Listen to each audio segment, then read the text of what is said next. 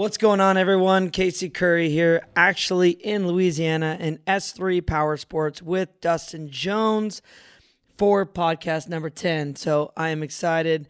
We've just wrapped up one of the most epic mud events. Well, it's my only mud event I've ever been to, but I want to bring Dustin Jones. Dustin, thank you very much for coming on the podcast and taking your time on this Sunday mid-afternoon. Absolutely, man. I woke up with my head screwed on backwards this morning after running around with you guys. You know, these mud rides that we do every year, and there's multiple ones a year, but this is one of the biggest one and kind of kicks off the year for us. It's the first big one of the year, and it's the Louisiana Mardi Gras mud ride. Mardi Gras tradition here, but man, it was a big one this weekend, and we got wild out there. It's definitely an interesting time. But before we get into that, I want to bring a little bit of history back into who Dustin Jones is, where S3 came from. I did get to learn more about what you guys are all about. But man, let's bring it back. Where'd you come from? Did you grow up riding? Yeah, so we're from Louisiana, born and raised right here where the S3 Power Sports shop is. But we come from mud riding, and that's what we've always grown up doing. That's all we knew for years, and didn't know there was any other type of riding. So we grew up on farms, fixing up old four-wheelers that we used to pull trailers and haul hay and stuff. And you know how it is as soon as Dad turned his head, it turned into a Baja car and running through the woods and mud riding. And so Louisiana, man, all we have is swamps and a lot of wetlands and bottoms and stuff like that. So just like for you and rocks is where you come from, and that's your obstacles. That's the stuff you have. It's the same thing for us, except it was the mud for us. It was who could make it through the worst hole and the deepest hole and so on and so forth. And so that's how we grew up, was doing those sorts of things. And you love it. It's what you're passionate about. It's what you really enjoy, but you never think about it in the future to materialize into anything. And so off to college and got a mechanical engineering degree from Louisiana University and came back, started working at a mechanical firm. And then Mr. Mao that owned S3 Pump Service, we would go by his shop in the evening times to work on bikes. It's right when side-by-sides came back, Yep. 2010, 2011. So we would come and help him on his side-by-sides. He always had the coolest and latest and greatest parts. And he asked me, did we want to kick off a business doing this kind of stuff, man? And so I was 24, 25 years old, and I thought, no wife, no kids, no serious bills. There's no better time to try something than right now. And so we got that thing kicked off, and it turned into what it is now, that spiraled out of control, and race team and projects with Can-Am and co-branded parts for Can-Am and a full custom shop that builds. I mean, you saw the place. Yeah. Race cars. We have production parts for all types of units, and who would have ever thought, man?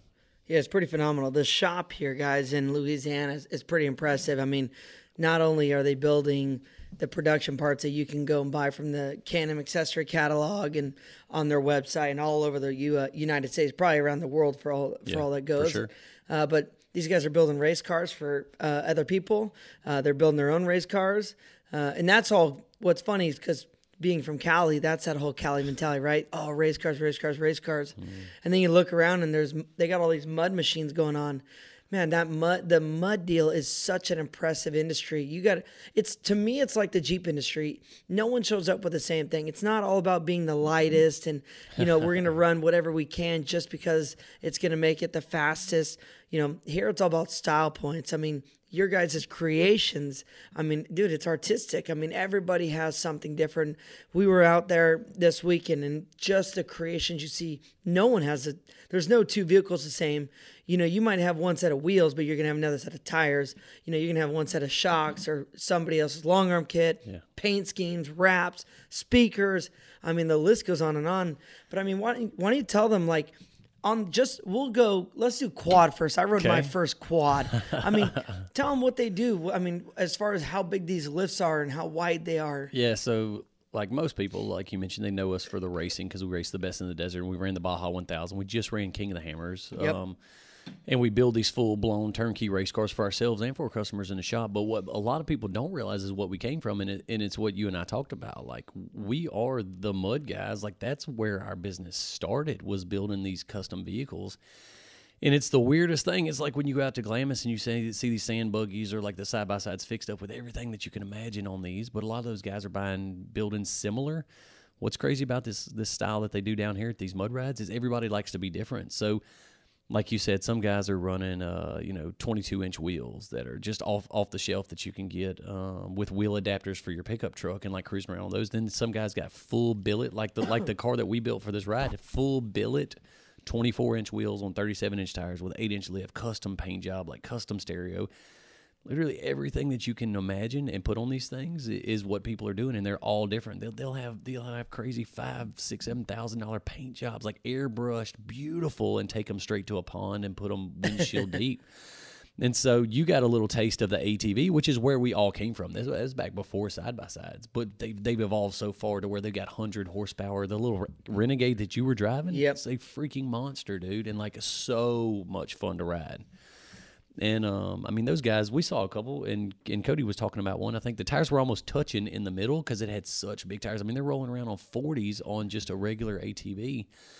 But, man, we joke that it's like walking down the Chrome aisle at O'Reilly's, and they're just sweeping everything off the shelf. Anything they can bolt on these things, they're doing. It doesn't matter how light it is, like how functional it is. They just want it to be different and to look cool. And whatever their style is, they put it on it. Yeah, no, it's crazy. The mud in the trees is so. What's crazy is that everyone sits there and you gotta have finesse. You gotta have finesse in the rocks. You gotta have finesse. Here we are out in the mud, and like, man, you get that thing in a hole in a bind, you could easily see a car ripping the A-arms off it, wheels broke up. Now you see why at nighttime, 10 o'clock at night, you're going to go to the concert and half the people are working on their stuff because they got wheels broken off and, you got portals ripping the frames apart. And it's incredible to see how much of the, from my aspect, the king of the hammers mentality. You go out there and you're going to try to get up the jackhammer and sledgehammer and backdoor and wrecking ball and all these trails that take finesse. And you got to be so careful not to break an axle. And here we are in the mud, and it's the same thing. I know, that's what's crazy. And a lot of people, when they see the mud riding, they think it's just hammer down and like put it to the floor. But you guys learned this weekend, like sometimes less wheel spin is more. It's like getting traction on your crawlers. Like when you can get bite is when it climbs. And it's the same thing. It adds another dynamic. I mean, you and I chatted about it before we started the weekend. Like the thing about the mud riding is when you pull up to a water hole, there's rocks in there. There's roots and ruts and logs. And raised center ruts and stuff like that, but you can't see that stuff. The water's hiding all that, so you have to read it without seeing any of the terrain, which is hard. Yeah, still learning that. it adds a crazy dynamic to the ride, but still, you have an appreciation for it because you guys are such finesse drivers in the rocks that you see like mudding is more than just putting a hammer down and letting it fly. Yeah, it's picking a line, it's crab walking down the ruts and. Putting your tires where they need to be so you can actually make it, or you'll be winching all day long, which we had some guys riding with us that were even less experienced. And which is something I learned late my last day of driving was that if you look ahead, if there's marks on the trees, the hole is deep. Yeah, I learned that one late in the afternoon. But it's pretty incredible when you start looking around. I mean, same thing in the rocks, right? If there's winch points embossed in the ground or hammered in the ground, something's coming up that's right? And all of a sudden you say that and it's like, man, dude, if you'd have paid attention to that, you go, just like you're saying, it ain't crystal clear water where there's fish swimming in there. We're talking murky brown water that, okay, well, I just went through 4 of them that are 6 inches deep. This one looks identical. And it's going over the snorkel. Yeah, but and you see those little markers like when we came out to you guys' area to play around in the rocks. Like you see when you're approaching an obstacle and you see the black marks where people have been burning the tires on the rock, you realize like, all right, this might be a tough one because you see how many black. It's the same thing for us. Like the exit ruts, you read them differently. You look at the trees, and when you see a winch rope has been around the tree, you know that like this must be a tough one. But it's deceiving from one to the next. It's 6 inches to 6 foot, and you'll put one up to the steering wheel quick in it. Yeah, it's pretty wild. Yeah. And now as far as the UTV market, now you guys obviously heavily involved on the mud thing, the UTV creations. What made you guys want to go racing in California and Nevada and Arizona? Man, I think it's just a passion for going and riding. We've always liked the technical ride, and that's why we really enjoy the back deep in the woods where you can get in a bad situation type mud riding, to where you can't get back there and break something in the middle of the woods. You have to either fix it in there or try to drag that thing out. It's near impossible to drag it out. So that enjoyment for like technical riding and driving and things like that, and our company, we knew we had to evolve. We knew we had to keep growing. We were dead off in the mud market. That's what we grew our business on, and we loved it. But you don't want to stay in that same position forever. You want to expand and start trying new things. And that's when we started the actual mud racing, which you guys got a little taste of this weekend. We put you guys in a mud pit that we've won a lot of races out there. In fact, we won a championship in that same mud pit that all of us got in and played around in. By the way, this mud pit is if you guys go on YouTube, it's like Tropicana. Yeah, Tropicana. There's what is it? Tropicana S3. Yeah, look for S3 Power Sports Tropicana, something like that. It is a NOS powered UTV that literally pulls the front wheels off the ground when he hits the gas before the start line. It's very impressive. You're gonna watch this stuff. It's a different type of racing. And that's what everybody started knowing us for. But that's actually the first step into racing that we made is we started the mud racing, and it was. It was a cool thing at the time, and a lot of people, we were going to these mud events. We were riding every 2 weekends, every 3 weekends. We were going once a month. We were going out to one, and they had some races going on. We had a shop building these custom big lifted cars. We said, man, let's show off and let's get into racing. And, we did really good in that type of racing. And that's when we got the call from Can-Am. Like, they were like, hey, guys, when you guys are winning some races, you are doing really well. What are your plans for the next couple of years? And we had won several championships that year in mud racing, and we kind of did what you could and won pretty much everything you could in mud racing. So we told them, the coming years, instead of trying to win more mud races, which we'd kind of done it all, we're gonna try to chase podiums. I told them we want to do some cross country racing, some different type, and possibly some desert type racing. And I think it queued it up in their mind. They said, man, let us think about some things and call us back. And sure enough, they called us back and asked, do we want to go race Best in the Desert? That's the next season. And so we kind of got thrust into that desert racing from out here in Louisiana. It's a 22-hour drive. Crazy. Just to go race the Mint 400 or Vegas to Reno. It's a 22-hour drive for us. So it's not easy. But it's a passion for it, and it's one of those, you've been in those situations many times. Whenever you get thrust into that limelight and that door opens, you have to step through that door and you have to get a driver, or the door is going to close, or somebody else is going to walk through that door for you. Absolutely. And so we just didn't turn it down. We said, let's try and see what happens, So here you are, a couple years later. We've won the Mint. We've won the World Championships. We've won several other Best in the Desert races. We won the Parker 250 twice. We won the Henderson 250. So, as a race team coming from Louisiana, the odds of us doing very well out there is not good. It's for sure stacked against us. We talked about how we can test. Yeah, his testing, by the way, is I've seen it firsthand. There's dirt fields and long dirt graded roads to other towns. Basically, we took your rental car through the testing through the test area the other day. We did. It's impressive to say that, to do your shock testing and your clutch testing and to go and try to fine tune the ignition and everything that you want to come out from Louisiana and not get the time. And another thing that, everyone knows about Dustin that is pretty cool. Obviously it sucks, but at the same time, he's back to work Monday. You're racing Saturday. He's back here in S3 working on Monday. So no matter where, if it's Baja 1000, he's coming back and he's got to get this place. So he ain't just driving. He's showing up and having to work just like the rest of us in the shop every day. So, it's not like he's getting to spend a lot of time out in the desert, testing, tuning, fine tuning, making the progression. He's trying to do as much as he can, but it is literally living this stuff, eat, breathe, and sleep, driving crazy hours, getting to the races, coming back and getting to work on Monday. So, dude, kudos to that because, we see it, we live it, we travel the world, but, there's a lot of people that, they don't have to work on their own cars and let alone come back and run their own business, on Monday. Yeah, and it's something that I even learned about you from talking this weekend. Like, you drive out to the events, you work your hours. A lot of people don't realize how much work you put into the logistics and helping your own race team run. It's not like you're a show up and drive type guy, you know what I mean? It's you put it all together. You manage your own race program and so on and so forth. Well, we're the same way. I drive every race. I drive with a couple of my guys. My other guys that are helping with the pits that come from S3 Power Sports, we fly them out there. But I drive back and forth with my guys, and we have to drive through the night Saturday and Sunday after the race so that I can be back to work on Monday because it just never ends, It's not just a race program for us. It's our livelihood. It's how we're feeding our families and putting food on our tables. Win on Sunday and sell on Monday. And so we got to be back Monday to make sure we're selling stuff. Yeah. No, it's good. To see everything you have going on, it's an impressive deal. And, obviously if everyone following the Can-Am world and, your social media and all the stuff you're going. Now, as far as back to the mud deal, I'm all hyped up on the whole mud thing right now. You know, I mean, we all race off road. I've been there, done that. Been to the Mint.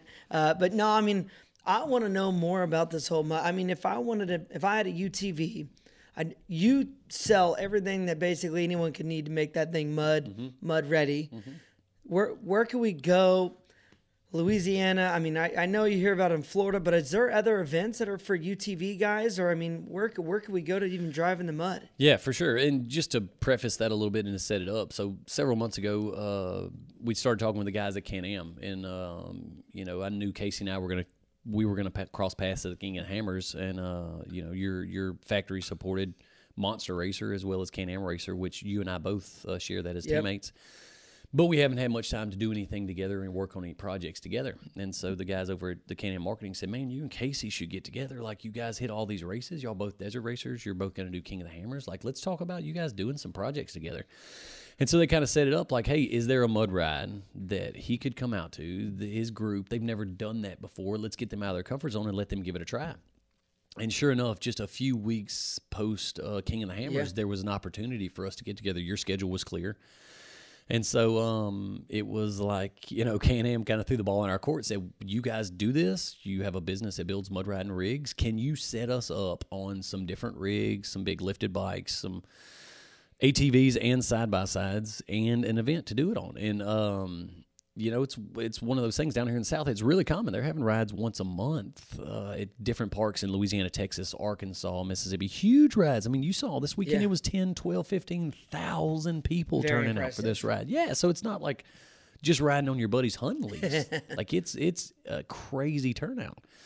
And just like what we did for this event, I mean, whenever Cody and I were riding around, you know, we would point out there's S3 lift kit, there's S3 cage, there's like, we're building parts for these bikes. People can call us and build a full turnkey rig to show up at these events and have one of the nastiest rigs out there.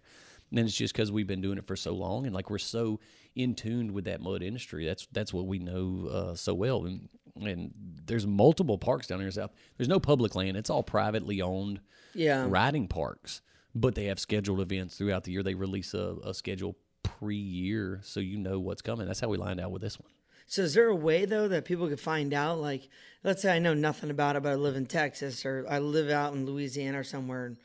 Is there a way to, in the UTV world, find out where all these events are? Like, how would you even know, you know what I mean, where to go ride? Yeah, so like, we're in good relationships with a lot of parks. A lot of the guys call us up and say, hey, what rides do you guys suggest hitting? Like, what's a good one for the year? What's a good couple for the year? These are the months that I can ride. And my guys at S3 Power Sports set them up with, here's several events in your area that you can get hooked up on. Besides that, man, it's like when we started racing, we didn't know much about racing or any series around us. We hit Google. We started searching Facebook and searching Google of like, mud rides in the South or cross-country races in Texas. And that's how we found a lot of that stuff. But the information is becoming more readily available in Facebook, Instagram, and Google. Man, it makes it to where there's no excuse not to make these events. It's just like Glamis. Like, we didn't know anything about that. And we just Googled and we found out it's Halloween, it's New Year's, it's Thanksgiving, it's President's Day. Yep. That's how we learned how to go out there and ride. That stuff is just at your fingertips, man. And that's what's made the UTV market grow so quickly and be so probably the fastest growing off-road sport that there is. And you and I talked about it. People are selling their sand buggies to buy two UTVs for Glamis. They're selling their big rock buggies. You raced a UTV at King of the Hammers, and you got a monster rock crawling buggy, and you still race your UTV. Absolutely. The challenge is real. Yeah, man, it gives you that thrill again. Absolutely. And so that's what's made this world so easy, is it's right at your fingertips to find out, okay, where's some rides? What are the really well-known ones? And then for building bikes, I mean, you Googled, you had in your mind, it probably was not what we ended up doing, but you had in your mind, like, I could set up one and come out here and ride and still have a good time, you know? Yeah. No, I mean, you definitely get the sense of what's going on Google, but I mean, just so everyone knows, and when you see this in real life, the difference from cameras are, you know, the YouTube photos on the internet, even on Instagram. I mean, even your guys' Lobo, the style of these rigs, it just doesn't do it justice until you see it in person. I mean, it's incredible when you see these cars and what they can go through. Oh man, I mean, I'm just not a mud guy. I am now. I'm hooked. But I feel that like, man, if anyone ever gets the opportunity to come out here, I mean, come out, south, Yes. and east, Yes. but it's pretty impressive. Also, the other fun thing is, I mean, you guys got a great group of guys. I mean, I'm very blessed. I have a great team as well around me. I got some goofballs and I got some, guys that are serious. But our whole goal is to have fun and get this done. But obviously you're very much same way down the same path, and it's cool. Like you guys come out to these events and you guys literally hosted, I mean, 3 California guys plus, more than that. You got, Matt from Monster, but to see all that go down and create a chaos, a storm, and funnel out on the other end it's impressive. And I mean, man, you're guys. I mean, you guys go everywhere together. You got a good group of friends. I mean, is this how you guys ride all the time? Yeah, man. It's the craziest dynamic that we have up here at the shop. So all the guys that came with us this weekend riding, they were either our salesman, our mechanic, our shop manager. It's our fabricators were out there. The guys that built my King of the Hammers cars, and they just ride with us. It's more of like a lifestyle up here at S3 Power Sports of like all of us outside of working together every single day in a stressful environment, like a business that has to keep running. When you showed up, you and I jumped on our Groms. That's one of my guys' Groms that we were riding around the shop. So you and I jumped on the Groms, ripped around the shop. Those are the same dudes that we go ride with on the weekend. And so everybody that you met is like the dynamic that you brought with you. Y'all work together. Yeah. But outside of that, you guys were down here having a good time. My guys are the same way. Like we ride together, race together, work together. And we spend more time together than we do with our own families. It's like your family. That's Absolutely. That's what it becomes, Absolutely. No, it's definitely you guys definitely got a duo going on. It's fun. It is. So now I want to talk about the event. I just so people know, we came out to Louisiana, knew nothing, flew in, showed up to S3 Power Sports, basically got a ride with you guys to a cabin late at night. But I mean, where were we? I just want everyone to know, like just so everyone, how I look at it from California, I thought we were gonna show up, have an F-250 towing a Weekend Warrior style trailer. We put the bike in the back, and you're going to show up to the entrance of the park, and they're going to tractor you into your spot, and it's going to be muddy, and it's going to be cold, and then you're going to sleep in your shoes because you don't want to get mud inside the sheets.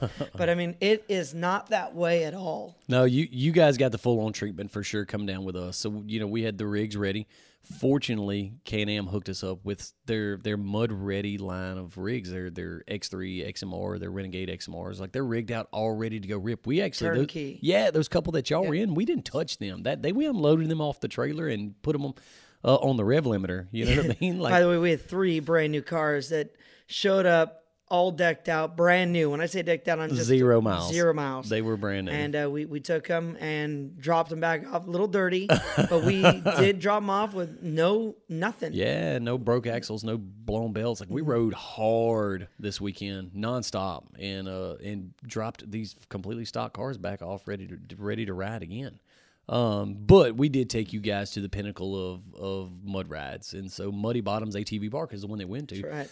These guys have spared no expense on this park. It's literally like the Disney World of off-road parks, and you can look it up. It's on muddybottomsatv.com or something like that. They have a little mini water park in there. They've got a private lake that we took the jet skis out in 40-degree weather. You guys were out there riding jet skis. They've got marked trails and cabins. We had a beautiful cabin with a hot tub, with a grill. We cooked crawfish in the cabin. We had nice catered dinners out there. Which there's multiple cabins that people can rent. I mean, it's not, we weren't the only ones. There was other cabins out there that people could rent. Yeah, and they had cabins, camp spots, water, electric hookups. Like they've got it all. Yeah, when you show up, it is all paved. Everywhere you go is completely paved. Every spot, well, all the premium spots, which there's thousands of, full hookups, sewers, I mean, everything you need. Then they got huge grass fields that if you don't want to have any hookups, you go out there and park. You can set your tent up, your Weekend Warrior style setup. Yeah. I mean, they're claiming, which I believe, somewhere between 12 and 17,000 people, and the place is packed. But you have everything. There is no mud anywhere. There's no parking in the mud. No. Everybody drove in. Everybody drove out. There was no tractors moving anybody. But they do have convenience stores right on site. They got car washes on site for UTVs and quads. You can, I mean, literally do everything without having to leave the park. It's pretty impressive to see them put that much into something that you feel like is in the middle of the swamps. But honestly, it's a testament to what the UTV ATV market has become, because this is a UTV ATV only event. No trucks, no nothing. Like, you can only ride your side by side and ATV out there. But when 17,000 people are showing up and every camp spot is sold out and every cabin is sold out, like, that's what it's evolving to. These guys, we've been doing it for years. I know it's new to you guys, but these guys have been like watching and trying to like adapt and make it a little better to make it a good experience for you to show up, for all you guys to come out here and just have a good time. And you stayed clean, and they had nice showers, and we had a hot tub that you could use at the end of the night.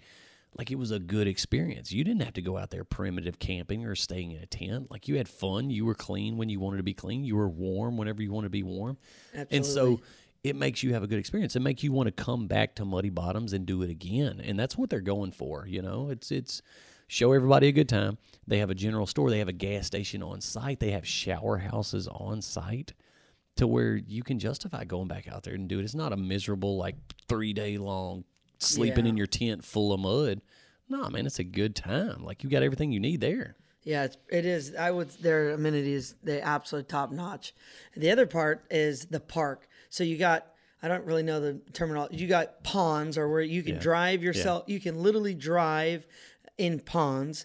And then they have right next to the ponds is where it's just mud and muck, but huge, just acres of just mud, no trees or nothing. And then you got medium or whatever, mediocre trails where it's just like somebody took a tractor at some point, drove it through there, and then there's some water, mud holes, but mostly, I mean, you can do it almost in two-wheel drive.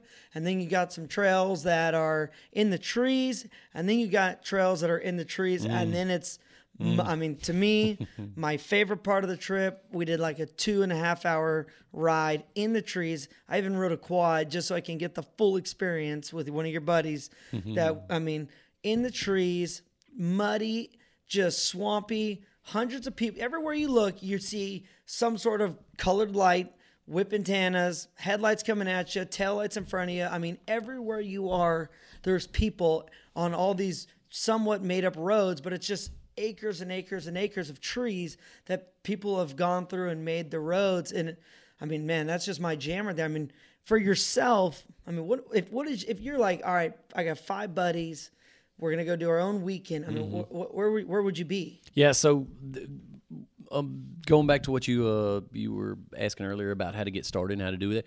One big thing about these parks, man, is it's not just, you know, neck deep mud all day long. Like, you don't have to be scared to go out there and think, I don't have mud tires, like I can't do it.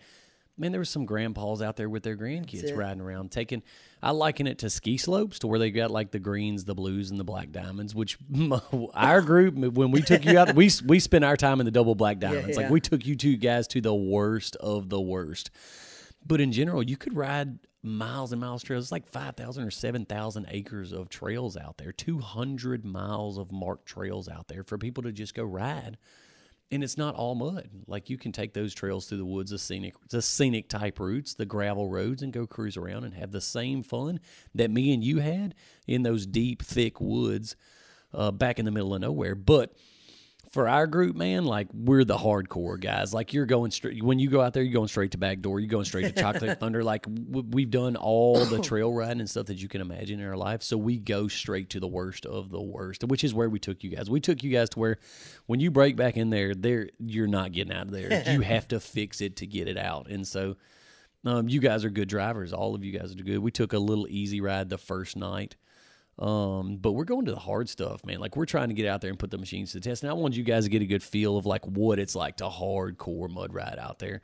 But they mix it up like that, like you were talking about. They've got the tree trails where you can go back in the woods and like look around, and you'll run across some deer and some hogs out here on this place. Like, there's all kind of wildlife out there.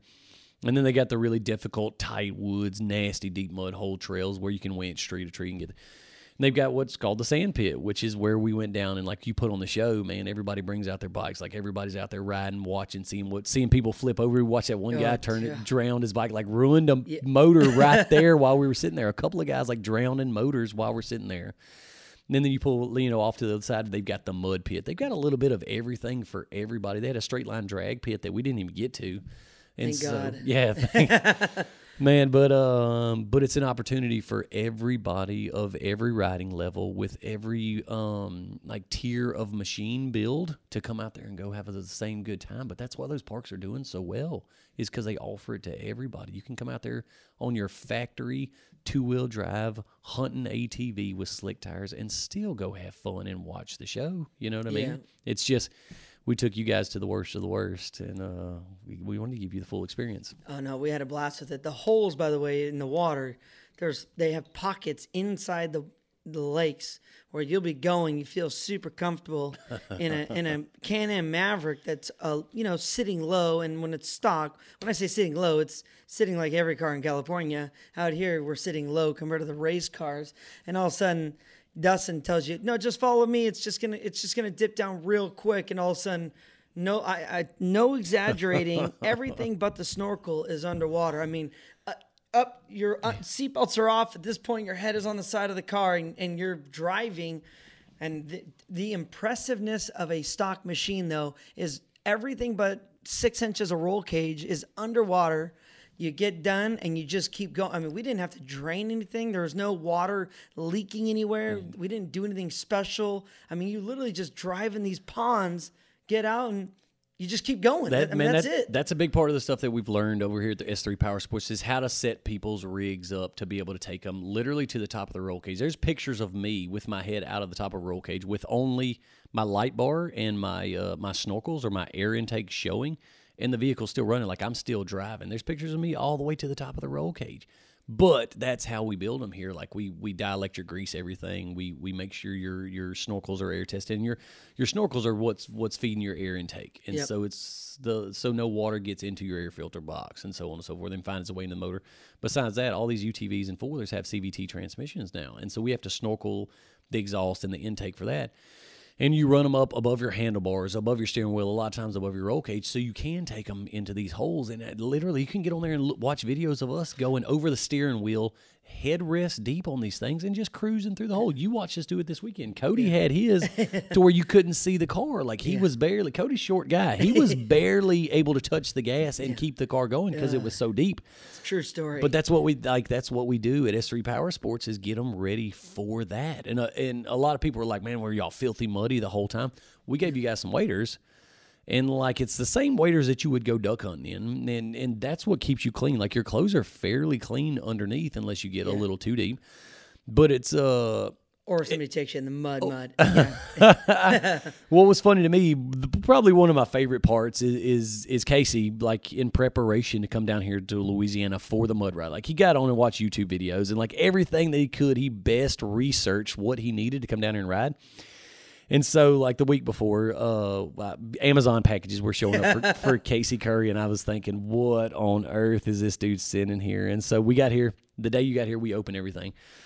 And if you can imagine, like, the most cliche Louisiana mud riding videos that he had been watching to send these rain boots down here to us, these overalls. He had like overalls with a hammer loop on the side. Absolutely. Dickie brand, everything. Dickie overalls, like camouflage sweatshirt. Yes, like we was going hunting, camo water boots. Like, he had the craziest, most cliche things that was just comical to us, to where normally, I guess, being uneducated on this stuff, like, you don't realize how much it's progressed, and like, people are paying attention. My buddy at Gator Waders hooked all of us up with a full set of waders that are custom made for mud riding. So they had the waist belt to keep water from getting out of there.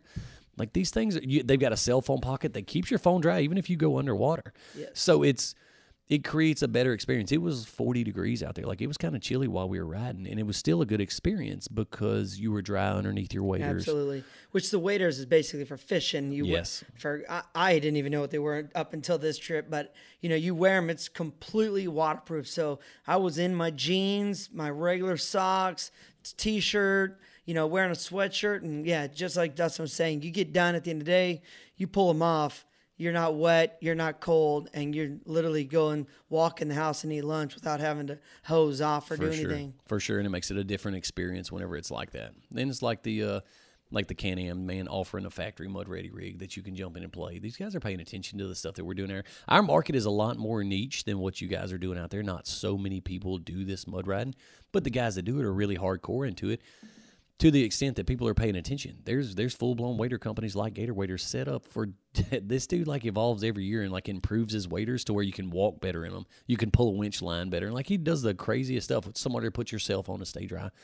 The factories are including factory snorkels and big tires and lockers and, like, crazy stuff, dude. Oh, dude, I mean, for myself, like, looking at the opportunity, how much fun it actually was to get the opportunity to come out here and go to one of these events. I mean, it's no different than going to a Jeep event or to a race out, out west, where if you're not into racing, but you're more into participating, this is one of those places that I would say, and maybe it's not this event because of the schedule, but going out to some of these parks and getting, having the amenities and having everything taken care of, where you can come out, you drive across the country and bring your UTV of whatever it is. It could be a Can-Am Maverick RC, for the rock crawl edition. And you probably make it through 60% of the trails that they have there. I mean, yeah, there's gonna be some nasty mud holes, but I mean, really, if you put the snorkel on there, which, let's be real, is not the most expensive thing on that unit, it's very easy to adapt any car to come out here.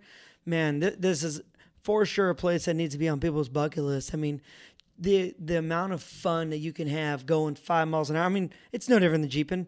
We're going 5 miles an hour. Your heart's racing. You feel like you're going to be swimming in the water. I mean, you got just everything is moving. I mean, just to me, it's like racing. I mean, I love my adrenaline. If the adrenaline's pumping, things are moving. And, like, here we are in the woods. There's guys walking next to me, and there's, I got Quentin right next to me, 100 miles an hour on the chip, but he ain't going a mile an hour. No, you're not moving. But it's got this finesse trick that if you move the mud around enough that you get to the bottom of it, and there you are, you're moving forward, you back up, you move forward, and you're breaking ground. It's incredible. But I mean, all those techniques, I mean, man, you get done and you're like, dude, I want to come back. And there's a lot more to it than you realize. Oh, absolutely. And man, when you're when we're down here in Louisiana, like I think Kyle saw it while he was filming. Like, we were in a hole playing around, waist deep, like water coming in the cab of the vehicles, and there's a snake swimming through the middle of the hole.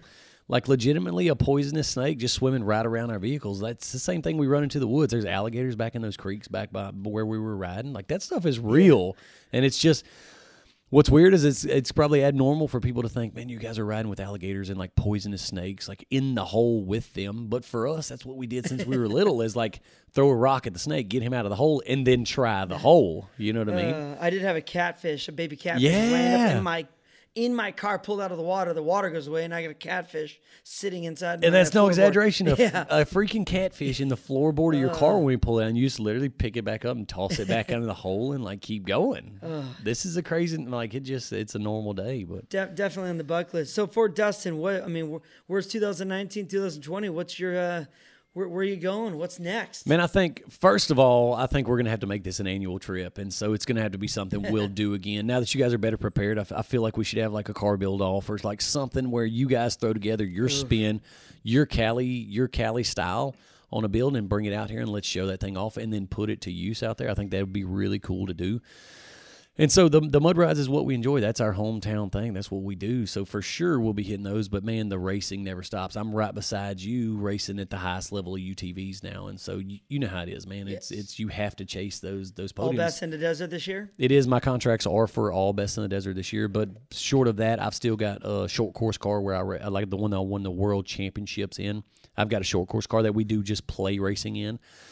But it's all Best in the Desert for us this year, and chasing that. We're in our Can-Am X3 that we built here at the shop, Monster Energy sponsored car, and, like, we're out there hitting the races. But at the end of the day, man, it's for the shop. It's for S3 Power Sports. It's like I said a couple times, it's win on Sunday and sell on Monday, man. This is how we make a living, and we're fortunate enough to live a life like you live, that it's a dream come true for me to be able to race, to be able to go to these rides. And at the end of the day, like, these are the parts that I'm selling, the stuff that I'm running. And it's what put food on my table, but it just so happens, like, I love and am passionate about what we do. And you see it in our group, man. Absolutely. Our guys love it. And, like, it's just what we do, man. I always tell people it's not just what we do, but it's who we are. Like, truly, it's who we are as riders, man, and racers.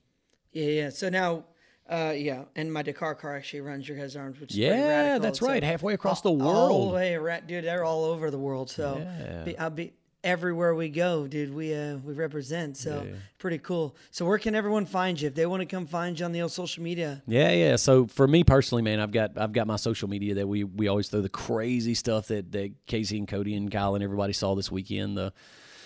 The running wild, that's going to be like on my at Dustin Battle Axe Jones on Instagram. Same thing on S3 Power Sports. A lot of people want to know where the Battle Axe came from. I think you and I, or maybe me and Cody talked about it, that I was a cage fighter for 3 or 4 years, which is where the Battle Axe came from. It just kind of stuck, and I've just never changed it. So everything on Facebook and Instagram is at Dustin Battle Axe Jones. But beyond that, man, the shop that we run where we can build these cars, where you can find that information on these rides, where we can set you up to go do whatever riding, racing that you want, is the at s3powersports.com. And that's our business that we try to keep rolling, man. So anyone has questions, they can go on there, message them. 100%, man. Dial them in. We answer all the messages. You met Dustin and Logan. Like, those are the guys that answer the phone and like help people out. So they know where the rides are. They know the schedule of the rides. They know what parts you need to be able to do what you and I did this weekend.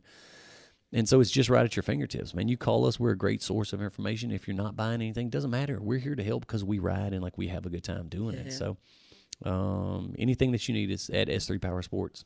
Right on. Well, Dustin, thank you very much for being on my podcast, and I appreciate it. And next year we'll definitely do a build off. Yeah. But rather than that, where to next with Casey Currie. Thank you very much.